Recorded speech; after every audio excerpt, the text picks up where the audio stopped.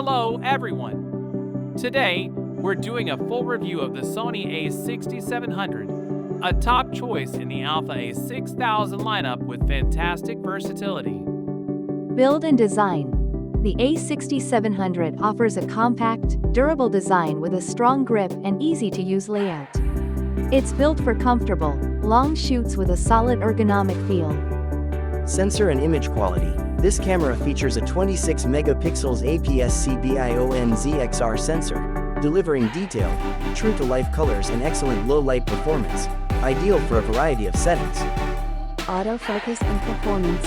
Equipped with fast AI-assisted autofocus, it's great for portraits, wildlife, and action shots, making subject tracking highly reliable. Video capabilities. For videographers, the A6700 offers 4K at 60 FPS and 10-bit recording with S-Log 3 HDR, delivering a broad dynamic range with cinematic quality. Conclusion. In summary, the Sony A6700 is an outstanding choice for photographers and content creators, combining high-quality images and advanced video options. Alright, let's take a look at some photos taken with the Sony A6700. Feel free to share your thoughts in the comments below, and don't forget to subscribe to support the channel.